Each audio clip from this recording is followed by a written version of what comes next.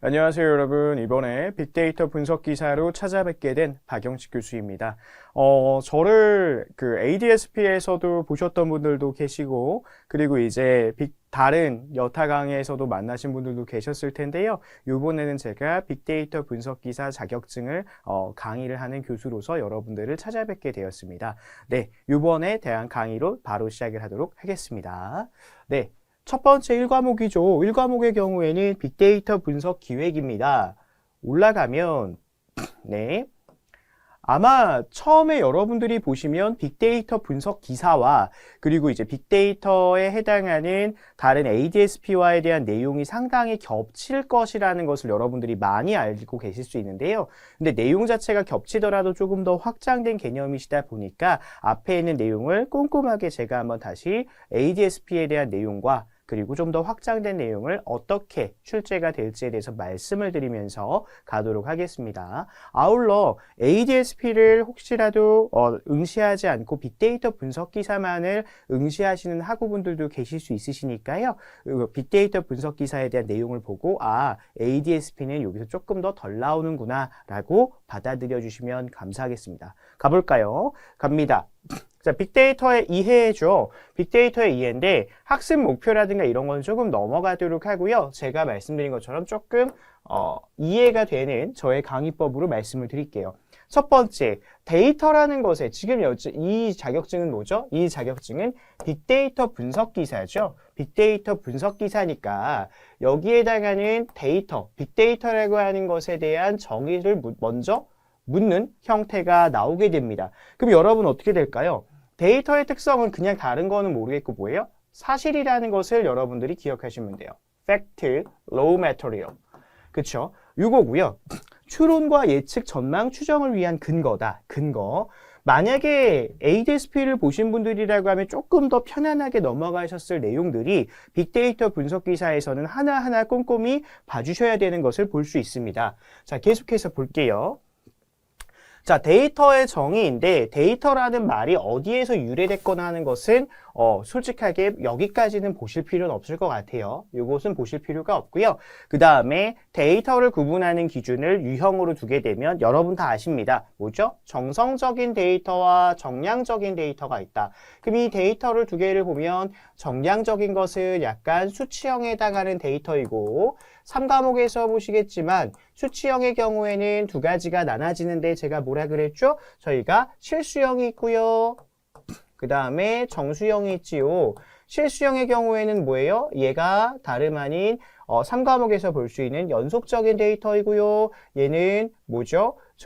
정수형 같은 경우에는 제가 이산형적이다 라는 식으로 제가 말씀을 3과목에 또 드릴 거예요. 혹시 통계학을 공부하셨던 분들이라면 이게 무슨 말인지 한번 상기를 시키셔서 기억을 다시 한번 해봐 주시길 감사하겠습니다. 그럼 정성적인 데이터의 경우에는 저희가 조금 더 들어가면 질적 변수라고 하는 것을 보였죠. 질적 변수라고 하는 건 다른 것에 대한 문자형 데이터다. 그죠? 약간 비정형 데이터인 경우가 많다. 비정형인 경우가 많다라고 저희가 볼 수 있겠죠.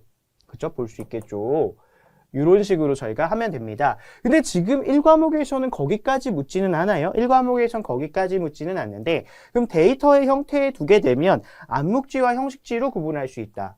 암묵지는 여러분 뭐였고 형식지는 뭐였냐면 형식지는 지식 자체를 형식화할 수 있는 지식이죠. 그래서 형식지 같은 경우에는 저희가 뭐예요?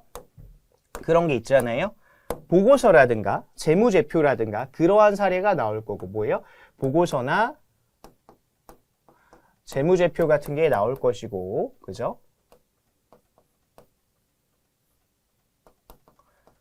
그리고 그 다음에 암묵지라고 해서 여기서 나오는 암묵지는 뭐예요, 여러분? 얘는 김장을 담근다거나 수영을 한다거나, 그죠? 수영을 한다거나 아니면 김장 담그기 등등에 해당하는 것들이 있겠죠. 그래서 이렇게 된다. 그래서 저희는 이번 챕터 여기서는 정성적, 정량적, 암묵지, 형식지만 보면 돼요. 그리고 제일 중요한 지문으로 나올 수 있는 문장은 뭐죠? 데이터는 추론과 추정의 근거를 이루는 사실이다. 요겁니다. 그리고 데이터는 단순한 객체다. 그죠? 그리고 객체와의 상호관계 속에서 가치를 갖는다. 그죠? 여기 있습니다. 넘어가도록 할까요? 여러분 보시면 지금 제가 몇 개는 찍어드리는데 빅데이터 분석 기사는 들으신 분들도 계시겠지만 많이 그게 달라요. 유형이 원래 3유형이라는 것이 빅데이터 분석 기사 실기가 없었다가 23년도인가쯤에 다시 생겨난 것도 그렇고 계속해서 이제 유형이 정해져 있는 유형화가 아니기 때문에요. 여러분 꼼꼼하게 공부를 하시되 저는 어떤 식으로 예측을 기출문제나 나올 것을 예측하는지를 틈틈이 말씀드리도록 하겠습니다. 자, 데이터의 구분인데 아까 전에 말씀 다시 드렸는데요. 체크 한 번만 하고 갈까요? 자, 체크를 하게 되면 요거죠. 여기에 해당하는 언어랑 안 나오네요. 다시 할까요? 언어랑 문자, 그죠? 여기에 대해서 언어랑 문자의 형태가 이제 정성적인 데이터이고, 그리고 정량적인 데이터의 경우에는 저희가 수치랑 도형, 기호 등이다 라는 것이죠. 그러면 데이터에 대해서 아까 말씀드렸던 것처럼 통계학에서는 뭐예요? 질적 변수라고도 하는 거고, 통계학에서는 양적 변수라고도 하는 그 양적 변수라고 하는 것은 크게 저희가 실수와 정수로 구분되어 있다라고까지 말씀을 올렸어요. 넘어가겠습니다. 별로 볼 거 없고요. 자, 그 다음에 지식경영과 지식창조 프로세스인데 여기에 해당하는 사람이 노나카 이쿠지로라는 사람이랑 폴란이라고 하는 사람이 있는데 요거 내용 중요하지 않아요. 그래서 요거 보시지 않아도 될 것 같아요. 요거를 ADSP도 그렇고 빅분기에도 그렇게 많이 나왔던 적이 없습니다. 자, 그러면 암묵지라고 하는 것에서 중요한 게 하나가 나왔는데요. 시험에서 가장 많이 나오죠. 암묵지, 형식지. 그래서 우리가 제 강의를 들으신 분들은 뭐예요? 암내공 형표현이라는 것을 되게 많이 보시죠. 그래서 여기에 해당하는 암묵지와 형식지. 그래서 이렇게 표출화. 먼저 형식지가 표출화해서 연결화가 된다. 그래서 제가 어떻게 된다 그랬어요? 이렇게 된다 그랬죠? 내면화, 공통화, 그래서 암내공 형표현이라고 제가 늘 외우라고 말씀을 드리는데요. 내면화 해서 공통화한 다음에 표출화를 하고요. 그 다음에 다시 연결을 하고요. 근데 여기서 여러분들이 이제 빅분기에선 뭐가 되냐면 이 연결화가 다시 내면화로 들어가요. 보이시죠? 그러니까 내공표연 한 다음에 여기에 연결이 다시 내면화로 들어간다는 거예요. 그러니까 얘가 하나의 사이클로 도는 거죠. 도는 거기 때문에 다음 중 이런 문제가 나올 수 있겠죠. 다음 중 암묵지 형식지에 대한 순서로 잘 나타낸 것은 하면 내공표연 한 다음에 이렇게도 나타나지만 어떻게도 나타날 수 있을까요? 이렇게도 나타나겠죠. 공표 네. 이런 식으로도 순서가 보기에서 나오는 약간 어찌 보면은 트릭을 하는 시험이 빅데이터 분석 기사 시험입니다. 자, 그러면 계속해서 보면이 데이터와 정보의 관계인데요. 데이터의 정보의 관계. 그러니까 우리가 데이터가 뭔지를 배웠죠. 그럼 그 데이터를 가지고 데이터에서 저희가 어떠한 정보들을 뽑아낼 수 있느냐. 그게 데이터와 정보의 관계가 되겠습니다. 데이터와 정보의 관계가 되겠고요. 한번 보겠습니다. 자, 우리는 DIKW라고 하는 피라미드를 먼저 학습을 하게 될 건데요. 여기서 데이터, information, knowledge, wisdom의 앞자를 따서 DIKW라고 합니다. 그럼 여기서 이렇게 조금 발전돼서 간다라는 거 보신데요. 그렇게 보시면 되는데요. 예제를 먼저 보고 그 다음에 위로 올라올게요. 예제를 먼저 볼까요? 예제는 이런 겁니다. 자, 데이터는요, 아까 전에 제가 객관적인 사실이라고 말씀을 드렸죠. 추론과 추정의 근거, 베이시스가 된다라고 말씀을 드렸어요. 자, 그러면 얘가 뭐냐면 이거죠. A 피자집은 피자를 10,000원에, 그죠? 그 다음에 B 피자집은 12,000원에 판매한다. 사실이잖아요. 객관적인 사실이죠. 그게 뭐예요? 그거 자체가 하나의 사실이 됩니다. 두 번째로는 뭐가 되냐면요. 두 번째로 올라오는 건 A 피자집에서 피자가 더 저렴하다. 그러니까 제가 늘 말씀드리는 게 정보는 뭐예요, 여러분? 정보는 어떠한 느낌을 갖는 겁니다. 그리고 제가 늘 얘기하죠. 의사결정에 들어가는 지식에선 뭐예요? 뭐뭐 해야겠다. 뭐뭐겠다가 들어간다 그랬어요. 교수님 그런 말 한 적 없는데요. ADSP 혹시 들어주신 분들께 대한 좀 감사함이고 혹시라도 ADSP가 아닌 분들 뭐예요? 그냥 뭐뭐 해야겠다가 들어가는구나 보시면 됩니다. 상대적으로 저렴한 A 피자집에서 피자를 사야겠다죠. 그 다음에 A 피자집의 샐러드도 B 피자집의 샐러드보다 더 저렴할 것이다. 그러니까 지금은 뭐예요? 우리가 가설을 세워서 추정을 하죠. 그럼 보면은 여기가 데이터는 사실, 그리고 정보는 어떠한 느낌, 그리고 지식은 거기에 해당하는 뭐뭐 해야겠다. 지혜라는 건 뭐예요? 거기서 어떠한 새로운 가설을 가지고 오는 것을 우리가 DIKW 피라미드다라고 합니다. 이 정도가 만약에 혹시 ADSP를 보신 분들 이 정도가 ADSP라면 이게 ADSP라면 빅분기는 조금 더 올라가요. 빅분기는 조금 더 올라가서 빅분기의 경우에는 어떻게 되냐면요. 이렇게 돼요. 자, 요 정의를 여러분 꼼꼼하게 봐주셔야 됩니다. 꼼꼼하게 봐주셔야 돼요. 그러니까 뭐냐면 이렇게 문제가 나올 거예요. 문제가 나오면 자, 다음 중 설명하는 정의가 올바른 것은 이렇게 나오죠. 만약에 피자를 A 상점에서 A 피자집인데 그냥 상점이라 할게요. A 상점에서 먹어야겠다. 뭐 사야겠다. 겠다는 뭐예요? 이게 뭐뭐 해야겠다니까 우리 지식이었잖아요. 그죠? 근데 그거를 뭐예요? 아까 전에 보면 잠깐 지웁니다. 하나, 둘, 셋. 지울게요. 그러니까 피자를 먹어야겠다라고 한 게 여기에서 지금 지식에 있었어요, 여러분. 보이시죠? 요게 있었거든요. 요게 있었는데 그럼 우리 답은 예전에 ADSP는 지식하면 됐어요. 근데 빅분기 답은 뭐예요? 이렇게도 나와요. 뭐뭐 해야겠다는 하고 여기에 뭐라고 읽어요? 1번. 죄송합니다. 1번. 이렇게 나오죠? 피자를 먹어야겠다.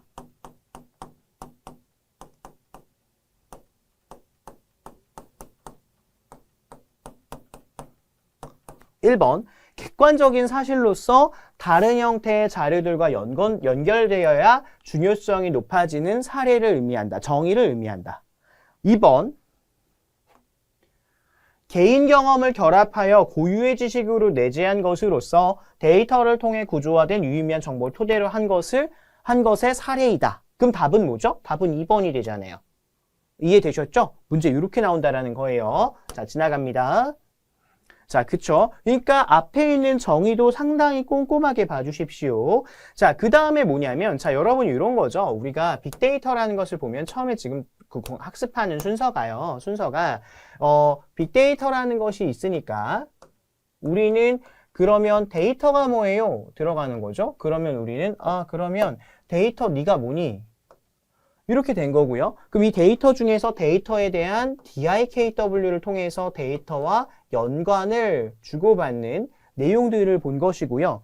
그 다음에 본 게 뭐죠? 그 다음에 데이터 다음에 이 연관성 다음에 그럼 데이터가 하나하나 따로 놀지 않고 데이터를 뭉쳐서 우리가 하나의 데이터베이스를 만들거나 아니면 데이터 웨어하우스를 만들 때 이러한 데이터베이스랑 데이터 웨어하우스는 뭐예요? 라는 것에 대한 질문이 여기서 있는 겁니다. 그래서 뭐예요? 지금부터는 데이터를 모았을 때의 데이터베이스에 대한 것을 배울 거예요. 그죠? 데이터베이스에 대한 것을 배울 겁니다. 자, 그러면 자, 이런 거죠. 내가 데이터를 갖고 있고 여러분들도 데이터를 갖고 있는데 여러분의 엑셀 파일이 제 엑셀 파일과 여러분이 엑셀 파일을 변경, 수정, 삭제한다고 제가 가진 엑셀 파일이 변하지 않잖아요. 우리는 그것을 구글 스프레드시트처럼 가까운 데에다가 이렇게 클라우드나 이런 데에다가 놓고 공통으로 작업하고 싶죠. 그거를 구글 클라우드나 거기 오기 전에 회사 자체적으로는 뭘 했어요? 데이터베이스라는 것을 만들었습니다. 자, 그러면 데이터의 모음이라는 것이 가장 큰 정의가 되겠고요. 그럼 여러 사용자가 데이터를 공유하고 전체 데이터를 사용함으로써 편의성을 향상시키는 것이다. 그런가 봐요. 자, 지웁니다. 하나, 둘, 셋. 지울게요. 자, 그래서 데이터베이스의 일반적인 특징을 보면요. 데이터베이스의 일반적인 특징 늘 얘기했었죠? ADSP 보시는 분들도 미리 얘기 드리면 자, 여기서 나왔는데 죄송해요. 잠시만요.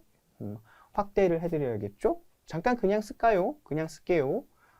그냥 쓰고 나서 자, 한번 써보면 자, 여기서에 대한 데이터는 이렇게 온다라는 거예요. 여기에 해당하는 거 뭐죠? 네 가지의 특징을 외우시면 됩니다. 어떻게 외워요?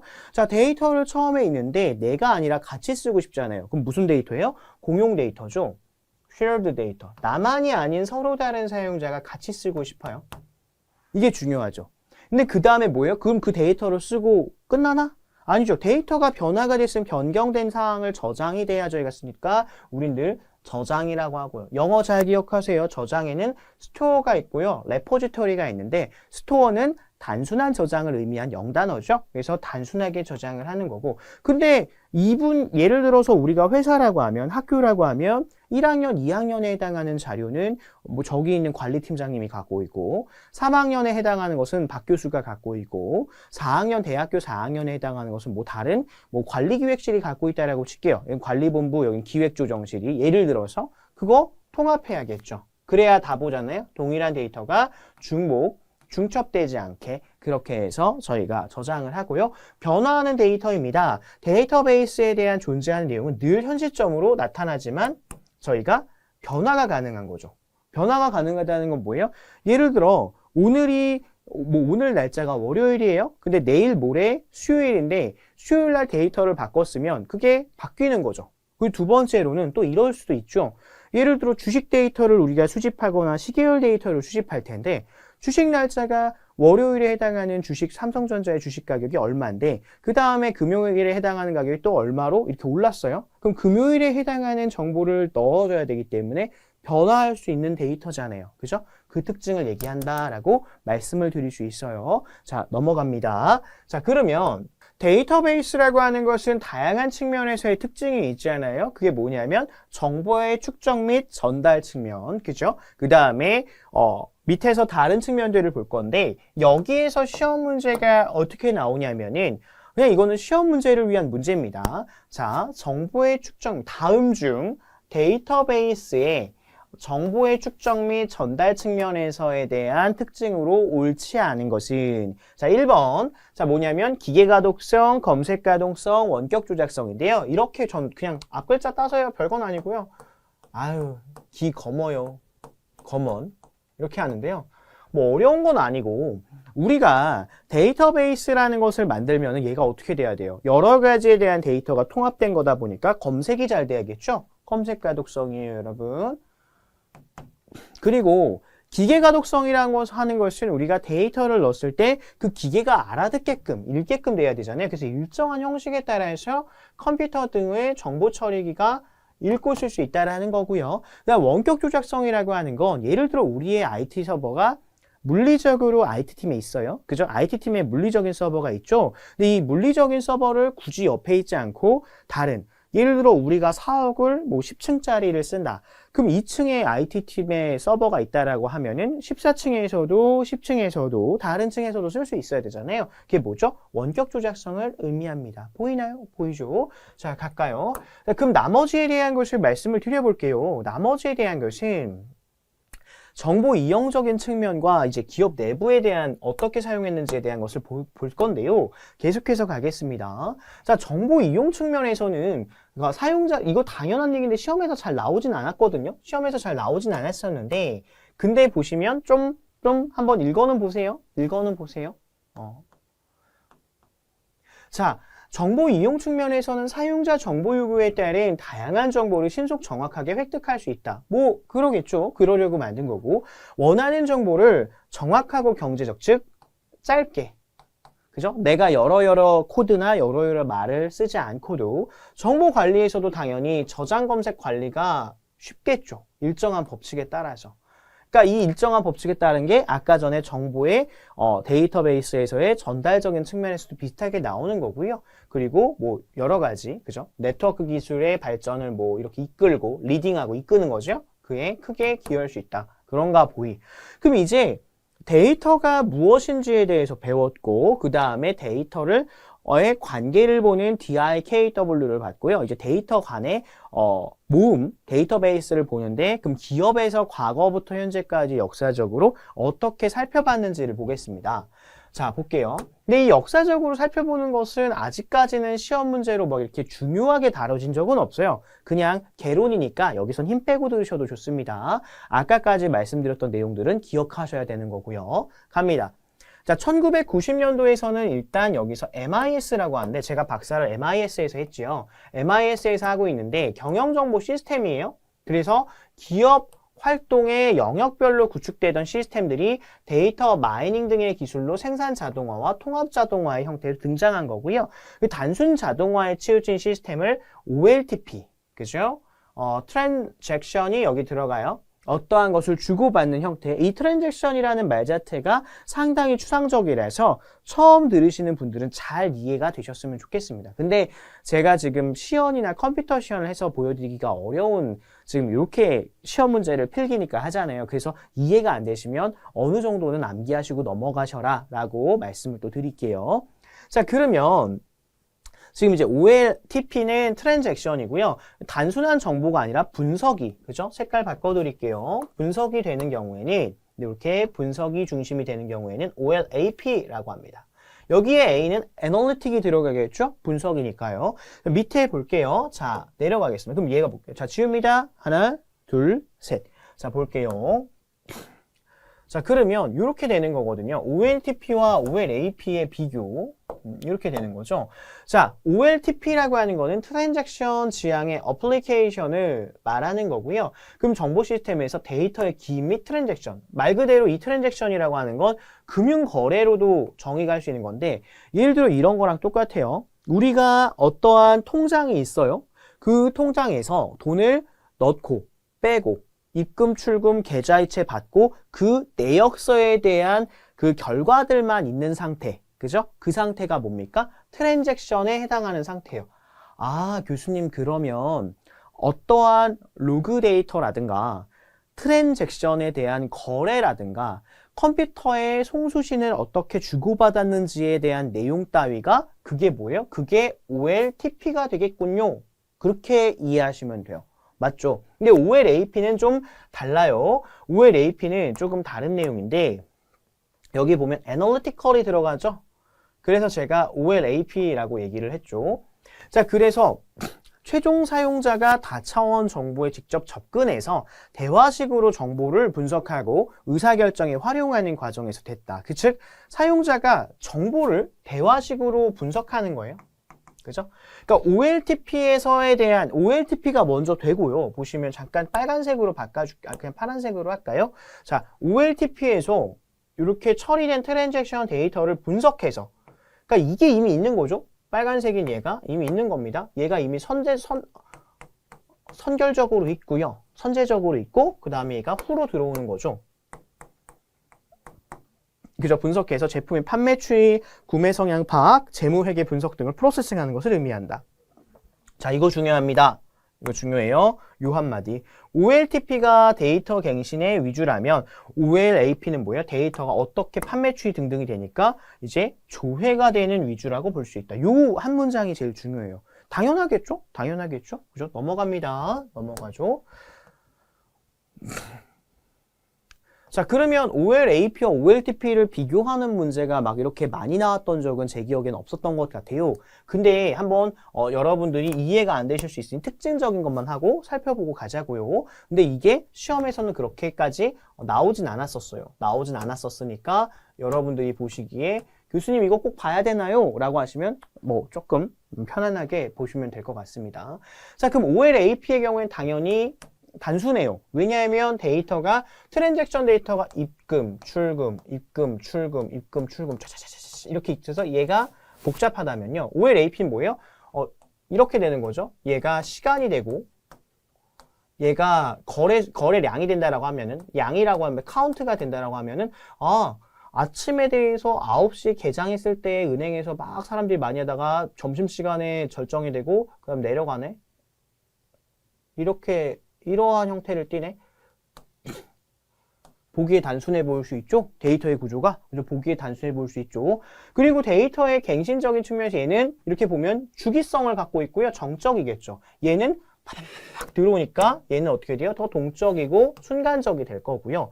그럼 데이터의 범위가 이제 수년 이상 오랜 기간에 대한 저장된 데이터를 볼 거고 얘는 수십일 전이를 볼 거고 당연히 데이터의 양은 얘는 이 전체에 있는 OLTP량을 여기다가 그려야 되니까 데이터의 양이 얘가 더 많겠죠. 당연히 그래프로 요약되어 있으니까 요약되어 있고요. 비정규적이고 당연히 얘는 어떠한 주제를 갖고 얘는 뭐예요? 시간에 따른 거래량을 볼 거예요 라는 주제가 있는데 얘는 그냥 거래량에 해당한 트랜잭션 중심이죠. 그죠? 데이터 접근 빈도는 입출금이 타타타타타타타타타타타 이렇게 로그 데이터가 타타타타 있으니까 얘가 더 높을 겁니다. 그죠? 이렇게만 아시면 돼요. 넘어갑니다. 자, 넘어가죠.